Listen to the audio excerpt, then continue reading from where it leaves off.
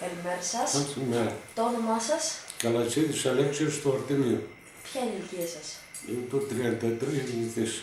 Θα θέλετε να μας πείτε κάτι που θυμάστε από την κατοχή, εδώ πέρα στα τελευταία? Θυμάμαι τότε που οι Γερμανοί κάψαν το χωριό και όσους βρήκαν τους σκοτώσαν. Τους Ιταλούς που ερχόταν εδώ ένα τσίπς από την Αλασσόνα και έπαιρνε ό,τι έβρισκε, έκανε έρευνα και έπαιρνε προϊόντα και σκοτώσαν κάπου 15 άτομα, κάψαν το χωριό. Αυτά θυμάμαι την κατάσταση αυτή. Θυμάστε κάποια ιστορία που μπορεί να σας έχουν πει, κάποιο μεμονωμένο περιστατικό? Ποια?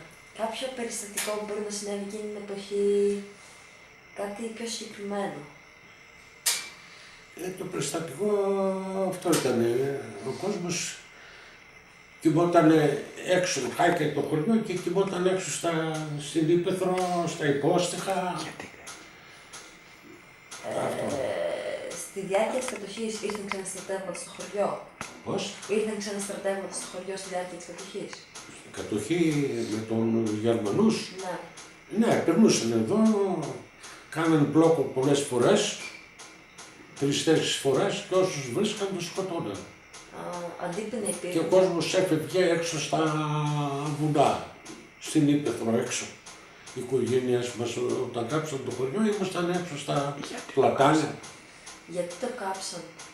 Το κάψανε γιατί κάπου χτυπήσανε δυο Γερμανούς και αυτοί σε αντίπεινα κάψαν όλη την περιοχή Ολύμπου.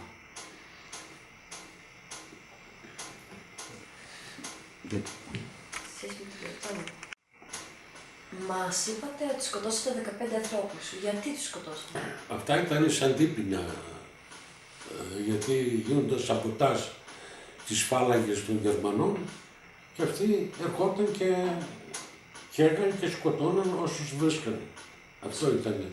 Γενικά, ας πούμε, και σε όλα τα χωριά που βρίσκανε σκοτώναν. Σαν αντίπεινα των σαμποτάζ που γινόταν τότε με την ανταρτοπόλεμο. Οι άνθρωποι που σκοτώθηκαν ήταν υπεύθυνοι για κάτι? Όχι, δεν ήταν. Απλώς πολίτες ήταν και ψάχνανε στα σπίτια και όποιον βρίσκαν τον παίρναν και τον εκτελούσαν. Δεν ήταν ούτε οργανωμένοι ούτε τίποτα. Απλώς ήταν φίλοι, είχε άνθρωποι του χωριού. Δεν υπήρχαν δηλαδή ομαδικές εκτελέσεις? Όχι, δεν είχαν σχέση με απλώς ήταν. Δεν ήταν ούτε όπλα, είχαν ούτε τίποτα. Ήταν τα Αντάρτικο, ήταν απάνω στον Όλυμπο, δεν ήταν μες στα χωριά. Και αυτό έγινε 3-4 φορές. Μπλόκο το χωριό. Όταν κάψαν το χωριό ήμασταν έξω, στα βουνά. Φύγανε εδώ. Πώς ήταν η ζωή στο χωριό την περίοδο της κατοχής? Ο στρατός έπαιρνε τρόφιμο από εδώ? Ο στρατός δεν έπαιρνε, μόνο οι Ιταλοί έπαιρναν. Ήταν δύσκολα τα πράγματα. Είχε μεγάλη φτώχεια και ανέχεια. Τότε η κατάσταση ήταν δύσκολη, πολύ δύσκολη. Είπατε ένας Ιταλός ότι έπαιρνε τρόφιμο. Πώς θα έπαιρνε? Τα έπαιρνε από εδώ και τα πήγαινε στην Αλασσόνα. Ερχόταν αυτός. Έκανε έρευνα και ό,τι έβρισκε έπαιρνε. Είχε κάποια άτομα και τα μαζεύαν και τα πήγαινε στην Αλασσόνα. Ο γνωστός Τσίμπς. Τότε στο πρώτο ήταν οργανώσεις, συνδέονταν με τους αντάρτες εναντίον των Γερμανών. Ήταν ο Γρηγόρης ο Πουρσανίδης, ο Γιάννης ο Παπαδόπουλος πρώην γραμματέας, ήταν πολλά άτομα. Όλοι ήταν εναντίον των κατακτητών, δεν ήταν κανείς υπέρ των κατακτητών. Και από πού δρούσαν αυτοί? Είχαν κάποιο ορμητήριο τον Όλυμπο, ας πούμε, γιατί εγώ διάβασα ότι επειδή το στρατόπεδο των Γερμανών ήταν πολύ κοντά εδώ στο χωριό, ήταν 3,5 χιλιόμετρα από εδώ, δρούσαν κάπου από τον Όλυμπο. Ποιοι? Οι αντάρτες. Οι αντάρτες ήταν πάνω στο μοναστήρι, εκεί είχαν το αρχηγείο. Εκεί ήταν το αρχηγείο. Ναι, και γινόταν διάφορα σαμποτάζ στους δρόμους, τους Γερμανούς, τους Ιταλούς. και την πληρώναμε εμείς. Δηλαδή και τις 3-4 αυτές φορές που μας είπες ότι υπήρξαν κάποιες εκτελέσεις, η αφορμή ήταν κάποιο σαμποτάζ. Ναι, ήτανε. Πάντα δηλαδή Χτυπούσαν κάποιες φάλαγγες που πήγαιναν προς την Κοζάνη, χτυπήσαν μια φορά μια με τους πλέτα, ήταν 2 γυλοφόρτοι, τα ξεργοπερνούσαν και κάψαν τα χωριά. Ναι. Πολλές φορές όταν ήμασταν εμείς έξω και πέρασαν μια φορά οι Γερμανοί, δεν μας πήραξαν. Όταν γίνονταν τέτοια χτυπήματα, γινόταν ένα χτύπημα.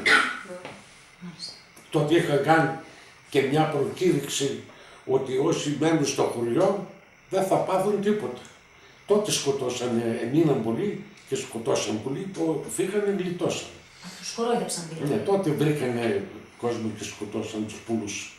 Τα σαμποτάζ τα κάνανε Έλληνες ή τα κάνανε μήπως φίλο-Γερμανοί?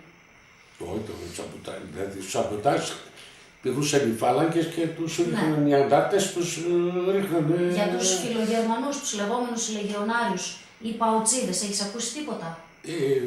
Άκουσα ότι είχε στο Λόφο και στο Κεφαλόβρυσο.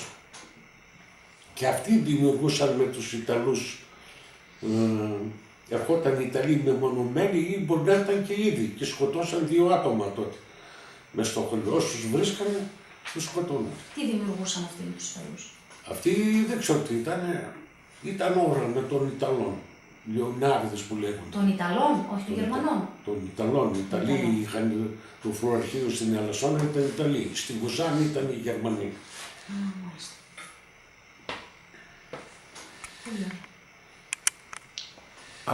Ο κόσμος πώς πέρναγε εδώ πέρα? Είχε να φάει? Ο κόσμος είχε δυσκολίες. Όσοι είχαν λίγα πρόβατα, είχαν να φάνε. Όσοι δεν είχαν δυστυχία μεγάλη. Υπήρχε ξένος κόσμος εδώ που ζητούσε να βρει φαγητό? Όχι, εδώ ήρθε κόσμος μετά, στο δεύτερο, που έγινε το αντάρτη μετά το 1946, τότε ήρθαν πολλά χωριά, εδώ ήταν κρατούμενο η Καλυθέα, είχε ένα λόγο στρατό, είχε σταθμό, και πήραν και οι Μάιδες τα όπλα και φρουρούσαν το χωριό και ήρθαν 3-4 χιλιάδες κόσμο, ήταν παραπήγματα στην Καλυθέα, από τα διάφορα χωριά.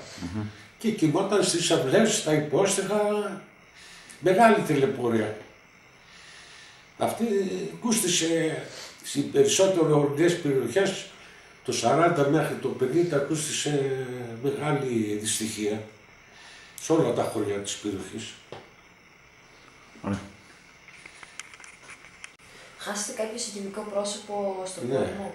Χάθηκε ένας θείος μου, είχαν τότε με την επιστράτευση 3 ο πατέρας μου και 2 θείοι μου στον πόλεμο, πήραν και τα ζώα, επιστρατεύτηκε. Και ο θείος μου στο τέλος, ο μικρότερος ήταν αυτός, στο χώρισε, σκοτώθηκε. Ξέρετε πώς σκοτώθηκε? Αυτό στο Αλβανικό πόλεμο, στην περιοχή αυτή σκοτώθηκε. Και αυτός ήταν και ο μικρότερος. Τι σημαίνει αυτό για την οικογένεια? Είναι δυστυχία και πόνο. Ευχαριστούμε πολύ για τη συνέντευξη. Ευχαριστούμε πολύ για τη συνέντευξη που Και εγώ ευχαριστώ για την επίσκεψη και το ενδιαφέρον σας για τα προβλήματα εδώ του χωριού μας και της ευρύτερης περιοχής. Καλό κουράγιο.